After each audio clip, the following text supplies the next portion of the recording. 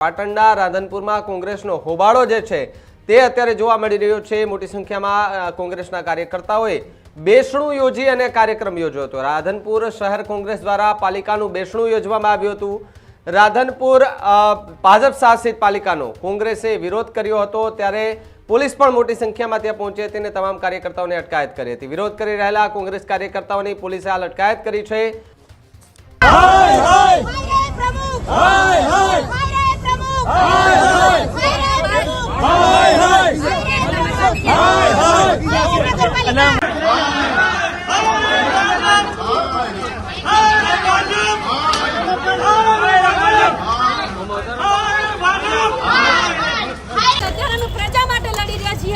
प्रजा प्रश्नों लईने अमे अहींया राधनपुर नगरपालिकानुं बेसणुं आज राखेલું હતું જાહેર હિત માટે, પણ જો આ તમામ પોલીસ અત્યારે ભાજપનો હાથ બની અને અમને અહીંયા અમારો કાર્યક્રમ રોકવામાં આવ્યો છે।